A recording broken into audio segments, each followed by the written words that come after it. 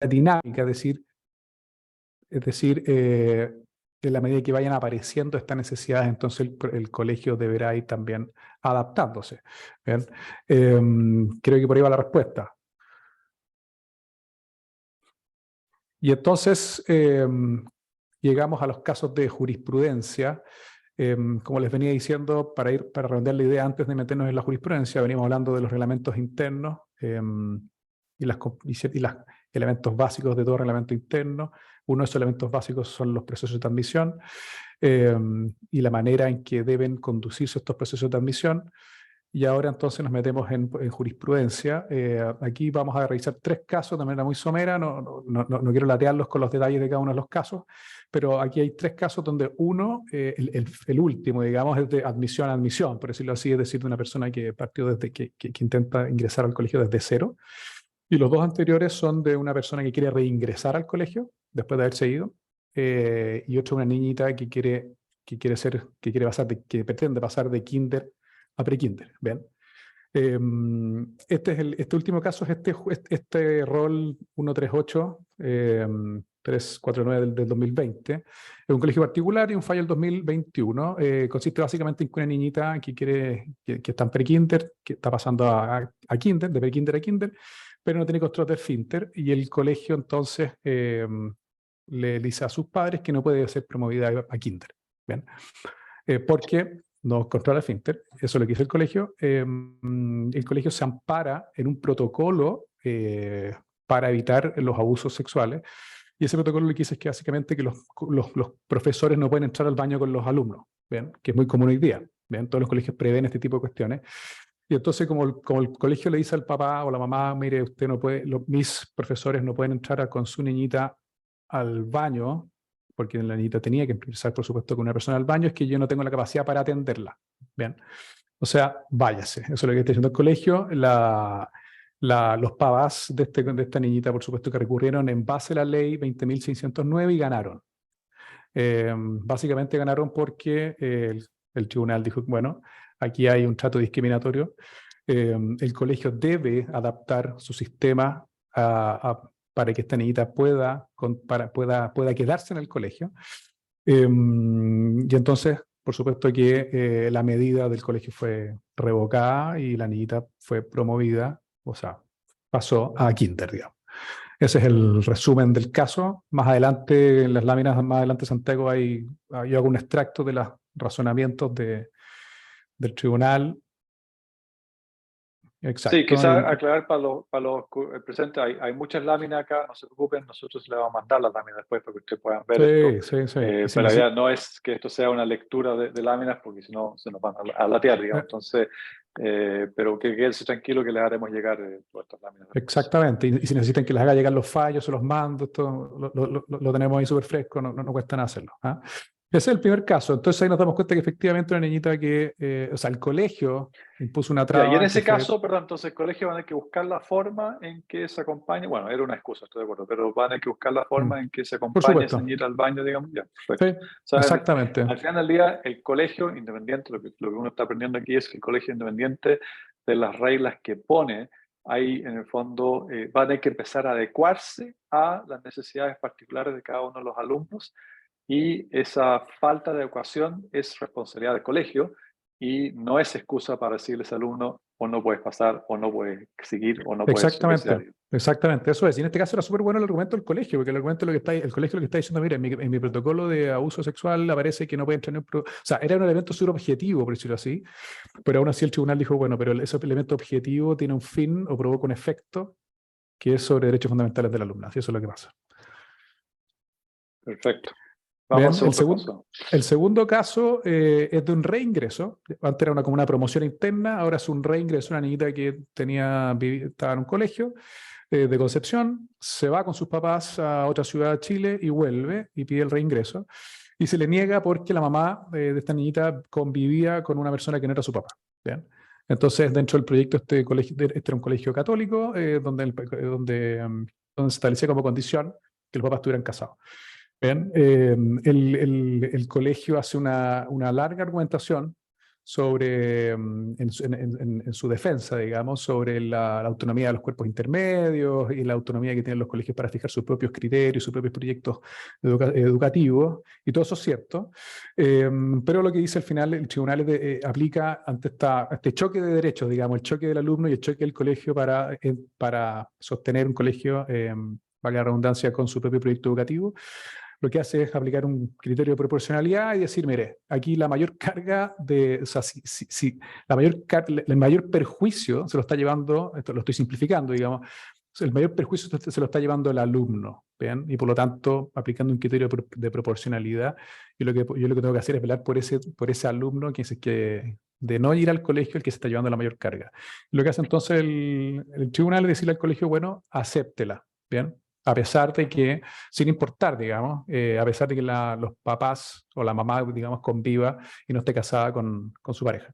Ahora, yo me imagino Bien. que esto no influye en que el colegio puede tener un principio religioso, da lo mismo cual sea, digamos, pero el colegio diga, yo voy a pasar clases, en este caso voy a pasar clases de doctrina católica, y según esa doctrina católica, el niño tendrá que enfrentarse a que su papá, en el fondo, no están casados, digamos, da lo mismo. O sea, pero va a haber un choque ahí, en el fondo. Eso el colegio es libre para hacer y puede ser lo mismo respecto de otros colegios con otras religiones también. Ahí el colegio es libre, digamos, de pasar la materia religiosa que él sigue pasar, digamos, no, Sí, no tiene límite. absolutamente. No, absolutamente. O sea, los límites son los típicos, digamos, o sea, la moral, las buenas costumbres, el orden público y la seguridad nacional. Pero ese es como el límite constitucional más macro. Pero lo que dices tú, o sea, es cierto que cada colegio, y eso también está reconocido en la ley, en la Constitución y las leyes hacia abajo, digamos, puede diseñar su propio proyecto educativo. ¿Bien? En este caso, el colegio lo que hizo fue condicionar el reingreso de esta alumna a una cuestión que el tribunal luego calificó como desproporcionado. Bien, no todos los tribunales opinan lo mismo, hay harta casuística en los fallos, pero es una cuestión que hay que tener a la vista, es decir, un reglamento interno, y esto por ponerlo súper en burdo, digamos, un reglamento interno probablemente si señala que el ingreso o el reingreso de un alumno estará condicionado a que los papás estén casados en matrimonio, digamos, y no emparejados, de facto, digamos, ese reglamento interno a la larga va a tener poca aplicación, esa norma del reglamento interno a la larga va a ser inaplicable o termine siendo inaplicable por causa de los tribunales, digamos. Y esas son las cuestiones típicas que uno va viendo en el ejercicio, ayudando a colegios a ajustar reglamentos internos, porque muchos reglamentos internos omiten muchas cosas, y eso por supuesto a la larga les impide a los colegios hacer muchas cosas. De nuevo, el caso paradigmático son los procesos sancionatorios, digamos. Es decir, un colegio no puede sancionar por una sanción que no está prevista en el reglamento interno, por ejemplo.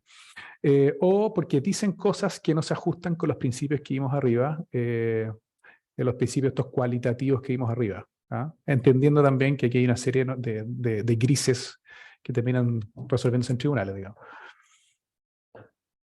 Y el último caso, Santiago, está en la lámina siguiente.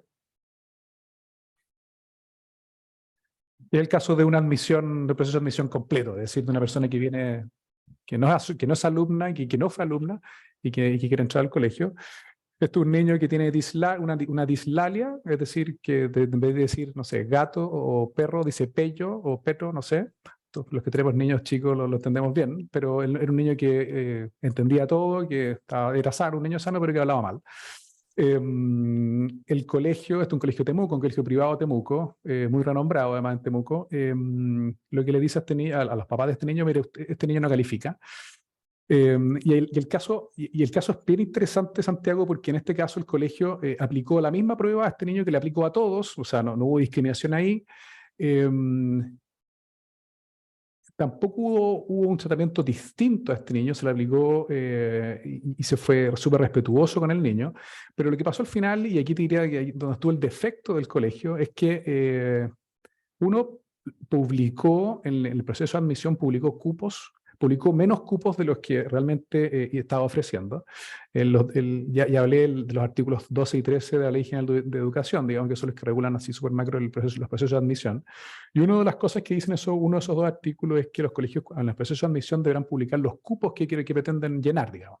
Bien, entonces, este colegio se equivocó en eso y se equivocó en no entregarle a los papás de este niño que no fue admitido el informe de su proceso de evaluación. Bien. Entonces, lo que dice el tribunal básicamente al final es decir, les dice, mire, lo que usted hizo es discriminatorio, pero no porque, y es una argumentación un poco medio obligua, pero no porque lo que usted haya hecho así en sí misma haya sido súper arbitrario, sino que por el hecho de no haberle entregado el informe y ese secretismo, lo que hace es poner las condiciones para un trato discriminatorio y por lo tanto decreta que la medida adoptada por el colegio de rechazar al niñito no era válida y lo obligó a admitirlo, con multa y con costas al final. Por eso O sea, uno lo que ve aquí un poco es que en el fondo los colegios tienen que tener mucho cuidado en aplicar en el fondo sus reglamentos internos cumpliendo con la ley hasta el más mínimo detalle, porque hasta el más mínimo sí, detalle les puede el día de mañana jugar en contra. Porque exactamente. Si al final pasa, uno mira esto y dice, estos detalles eran, bueno, no sé si eran menores o no, pero son tonteras, digamos, no tienen nada que ver con la razón por la cual el niño fue rechazado, pero al final del día, si no se cumple el proceso como está establecido y como establece la ley, en el fondo siempre va a haber una falla que va a permitir que los tribunales en el fondo se agarren de eso. exactamente, si para allá la cosa, es decir, los reglamentos internos, como tú decías, o sea, son instrumentos fundamentales que tienen que estar periódicamente revisados y comunicados al interior de los colegios para que no ocurra, por ejemplo, lo que ocurrió en este colegio, que probablemente fue el error de alguien se le olvidó quizás mandarle el informe a la persona, a los papás, y ese solo acto determinó que el tribunal luego se tomara de eso para decretar que lo que habían hecho había sido discriminatorio, contrario a la ley, digamos, contrario a esta ley 20.609. Perfecto. Hasta aquí llego yo y por Ya, supuesto pues, después Pancho, muchas gracias, encantado de Felipe. recibir todas las preguntas que quieran.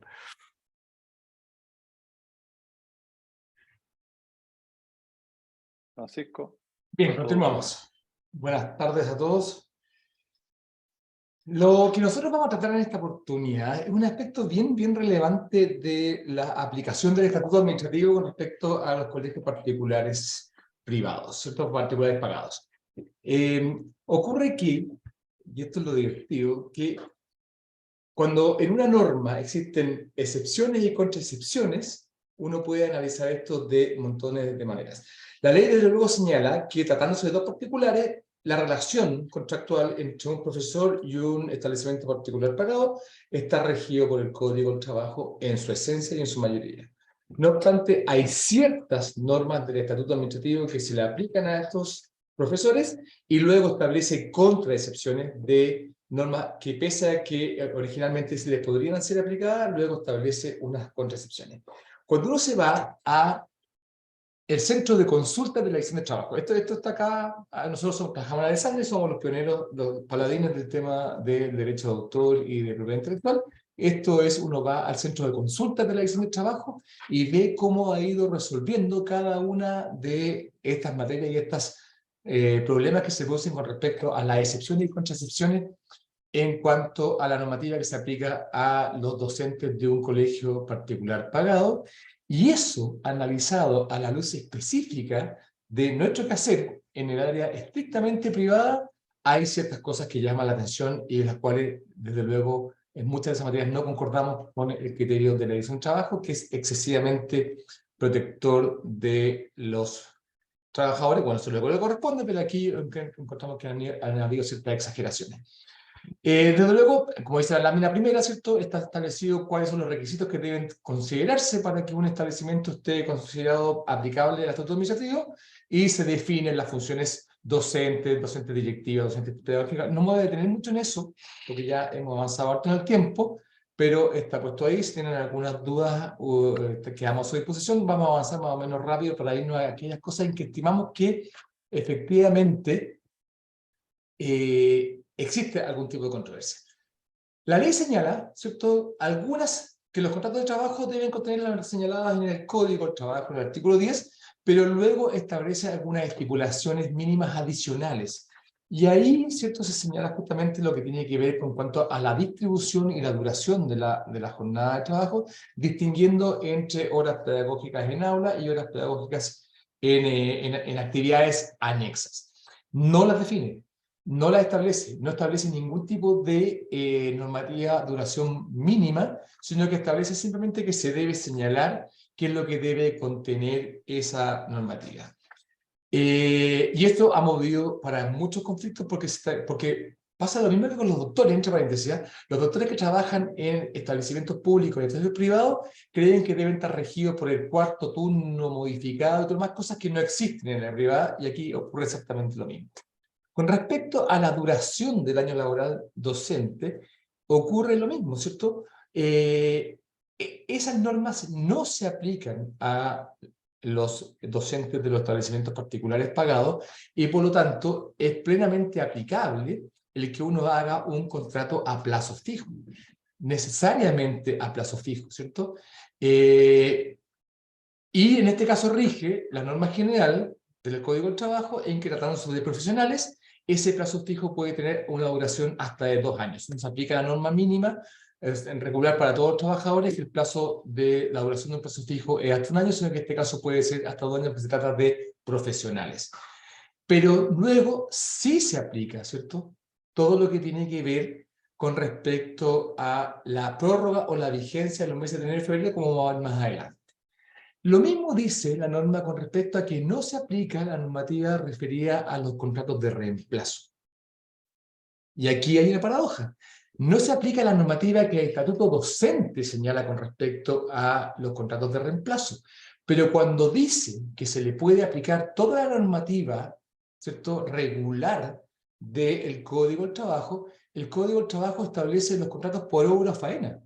Y perfectamente, por lo tanto, cuando llega un colegio que está en la disyuntiva de tener que reemplazar el cargo de un trabajador acogido a licencia médica, temporal, maternal, uno es perfectamente lícito, ¿cierto?, en el área privada, en el área de cualquier contrato de trabajo, señalar, ¿cierto?, como un contrato por obra faena, que uno lo contrata para reemplazar la licencia médica y mientras dure la licencia médica, y por lo tanto ahí uno también se prevé de qué pasa si esa licencia médica se extiende en el tiempo, se adelanta, y por lo tanto uno no necesariamente tiene que acogerse a un contrato a plazo fijo.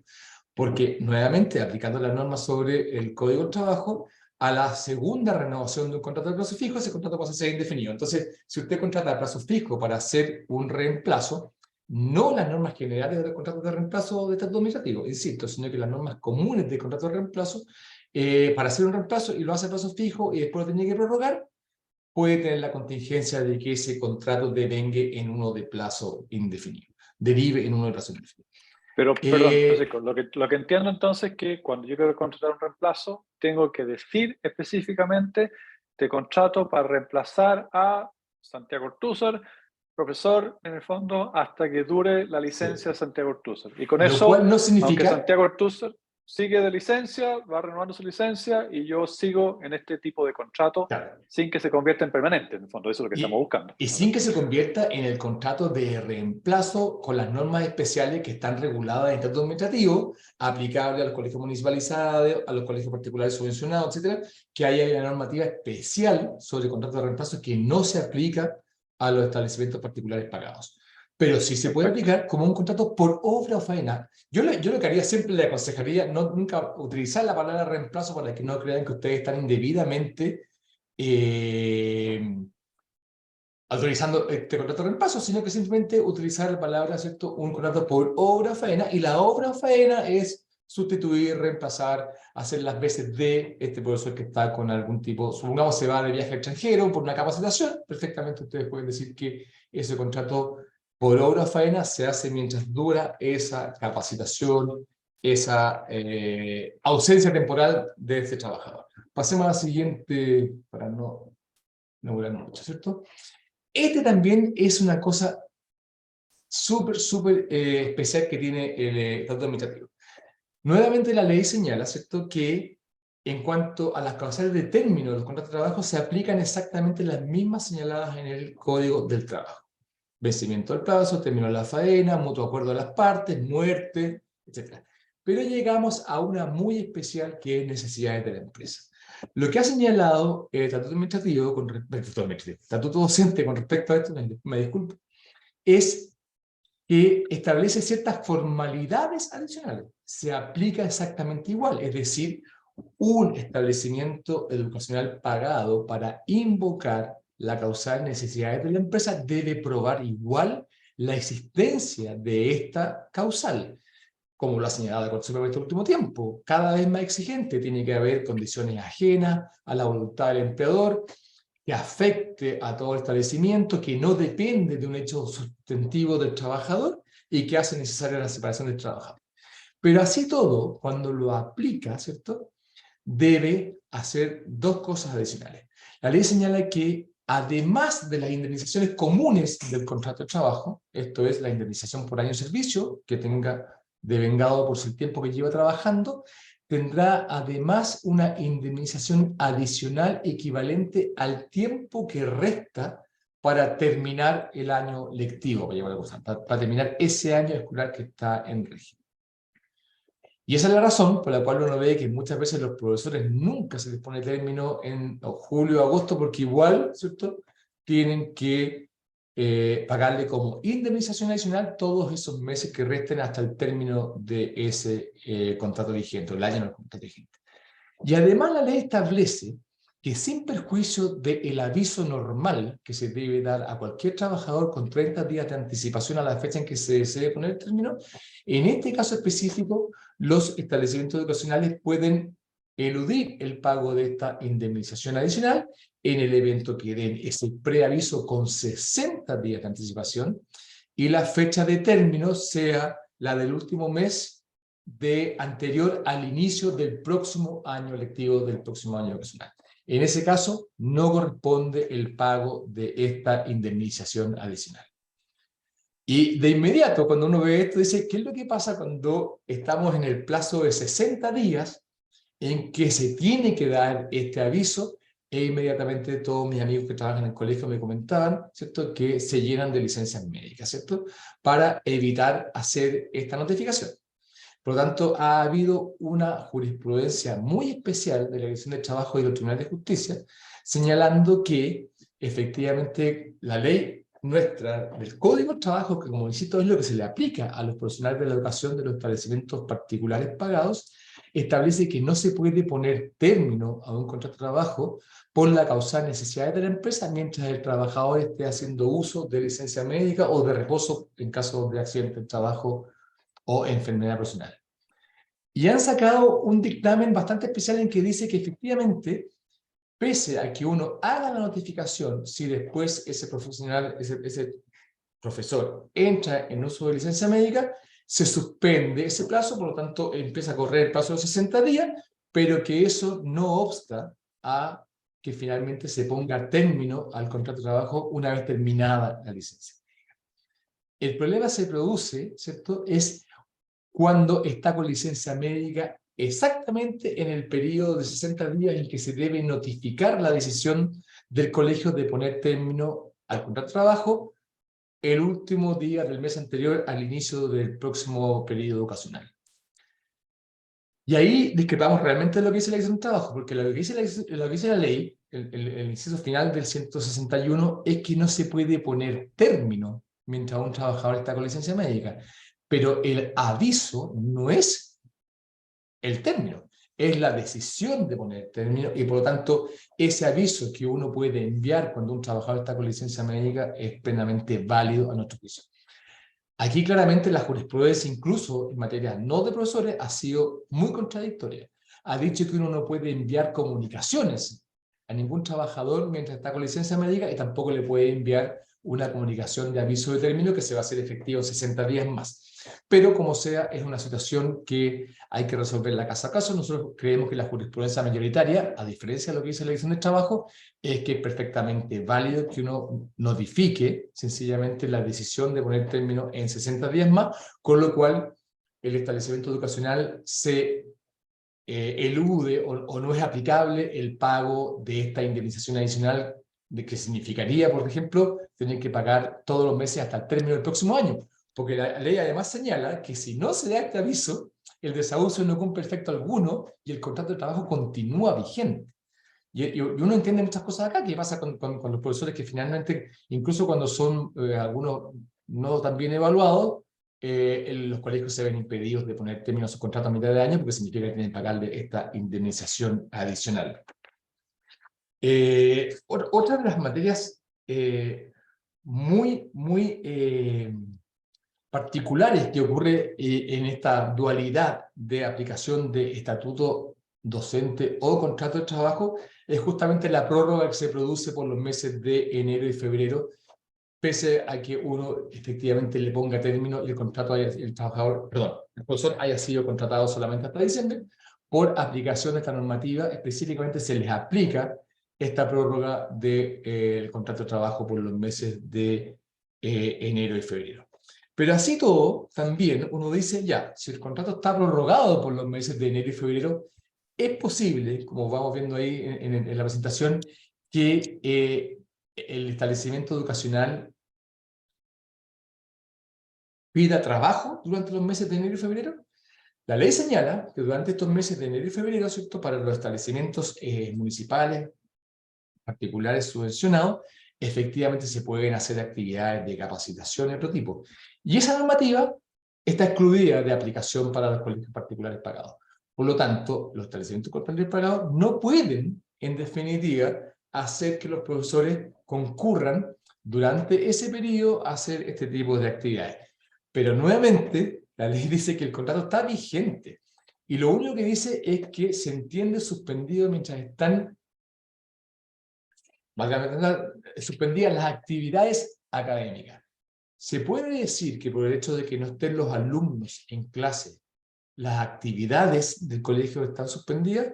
Claramente, a nuestro juicio, no. Mi señora es profesora. Antiguamente uno decía, bueno, los profesores son mal pagados, pero tienen 2 meses de vacaciones, ¿cierto? Y sin embargo, ahora claramente terminan sus actividades no a fines de año, sino que a mediados de enero, y se incorporan nuevamente las actividades no en marzo, sino que a mediados de febrero, porque efectivamente los establecimientos educacionales pueden, ¿cierto?, establecer que en ese periodo los colegios están sin clases, sin alumnos, pero no están suspendidas las actividades académicas propiamente tal, y por tanto cada vez se viene acortando mucho más las vacaciones de los profesores de los establecimientos particulares pagados por esta misma razón, porque no se les aplica esa normativa, pero se les aplican las normas generales del Código del Trabajo.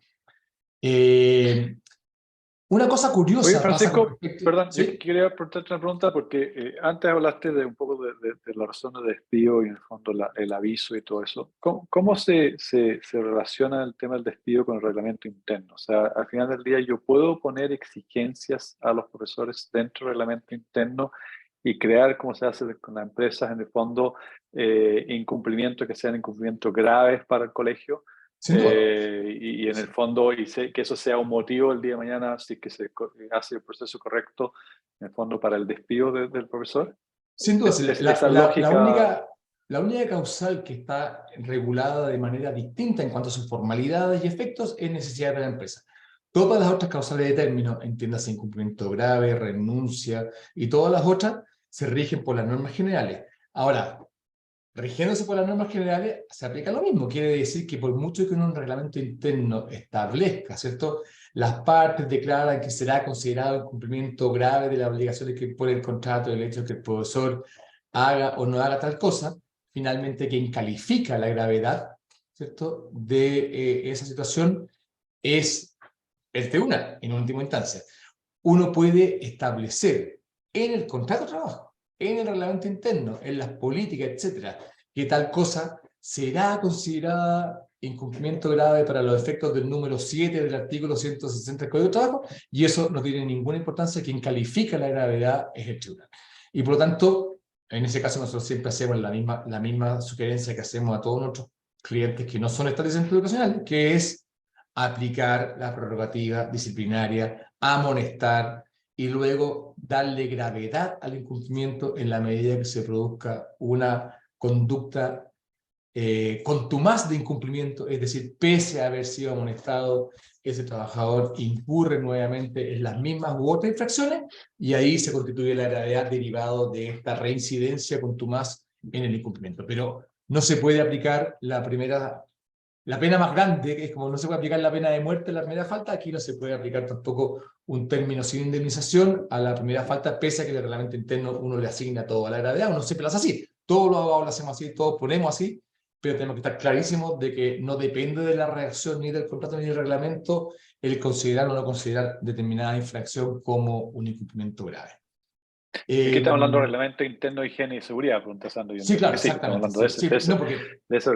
Y aquí porque los importante colegios tienen que tener ambos. quizás, Ojo, los colegios sí. tienen que tener ambos. Dicen, en el mismo reglamento, pues no dos, pero me refiero, tienen que tener los libros. Tienen que tener un libro de orden, un libro de higiene y seguridad, y según el artículo 81, un libro establecido, destinado, como dice la ley aquí, para no incurrir en ninguna falta. El artículo 81 dice, la actividad docente. Te lo voy a buscar después. Mientras tú lo buscas, quizás ¿sí? es importante destacar acá que también en estos reglamentos es bueno poner, o sea, hay que poner también los procesos en el fondo mediante el cual se va, como tú bien mencionas, que si el profesor incumple en algo, cuál es el proceso mediante el cual se le va a notificar que ese incumplimiento, en el fondo, darle la amonestación, si reitera, cuál es el proceso. Entonces, no es simplemente arbitrario, no es que un día el rector del colegio amanece y dice que este padre o esta señora me latió, se fue. En el fondo, tiene que estar los procesos internos establecidos para que en el fondo se cumpla con el principio de legalidad, también el principio de no discriminación que también se aplica a los profesores.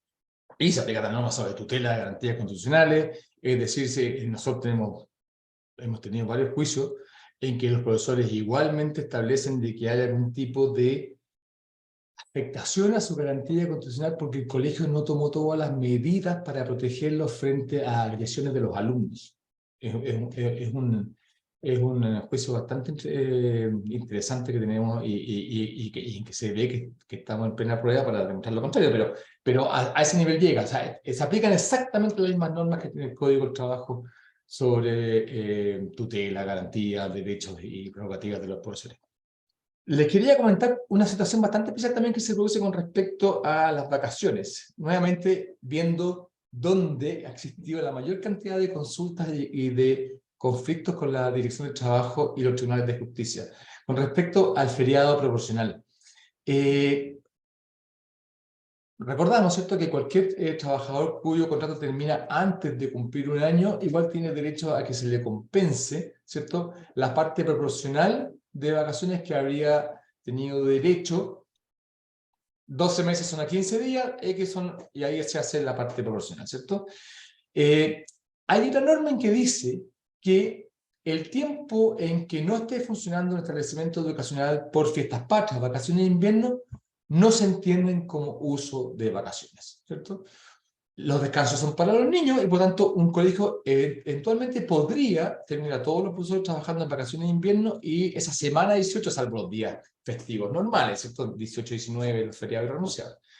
Ahora, dice, no obstante, se podrá hacer un pacto especial y efectivamente la gran mayoría de los colegios, por no decir todo, suspende sus actividades también para los profesores en vacaciones de invierno y una semana del 18.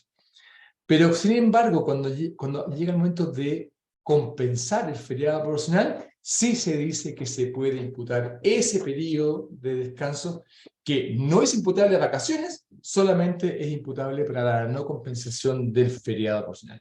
Es un dictamen muy raro. Yo traté de ver luego jurisprudencia si había que lo hubiera avalado, pero es la forma de salvarse de no pagar esa compensación de feriado proporcional cuando el contrato termina antes de cumplir un año.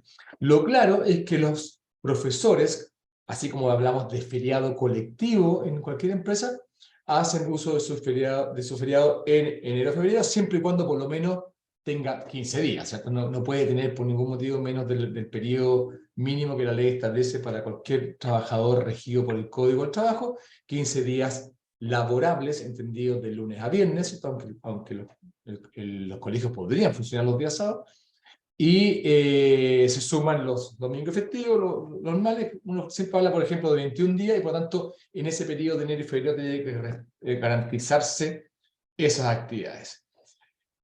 Con respecto a una última aplicación que me interesaría decirles con respecto a las diferencias que estamos hablando acá, es la jornada de trabajo. Nuevamente, el estatuto administrativo tiene una serie de reglamentaciones. El estatuto docente tiene una serie de reglamentaciones con respecto a la duración de la jornada y todo lo demás, y finalmente ninguna de esas reglamentaciones se aplica a los profesionales de los establecimientos particulares pagados. Ellos tienen 45 horas, igual que todos los profesores, igual que todos los trabajadores en Chile, pero sí se le aplica la normativa sobre horas cronológicas docentes, etc. Entonces ahí hay que hacer una serie de coordinaciones para establecer la duración y la distribución de la jornada de trabajo. En el estatuto docente se habla de 44 horas, tenemos una diferencia de una horita nomás, pero para todos los efectos respecto de los profesionales que trabajan en los establecimientos particulares pagados, la jornada máxima semanal es de 45. Y nuevamente cuando Ahora se va a ser aplica... 40, me imagino. Con la modificación de la ley va a ser 40. Tenemos 5 años para hacer la aplicación paulatina de esta nueva normativa. Vamos a ver cómo nos va ahí en todo Chile. Oye, y aquí preguntan cuál es la duración de la hora decente. Voy a entender que la hora docente no es de una hora, es No, son 45 minutos. Eso sí se aplica. Eso 45 minutos. Sí, eso sí se Ya, aplica. perfecto. Hora cronológica docente, y tienen diferencia entre la hora cronológica docente y la hora cronológica para actividades no en aula. Todo ese tipo de normativas sí se les aplica a estos profesionales. Lo que les quería también comentar es con respecto a el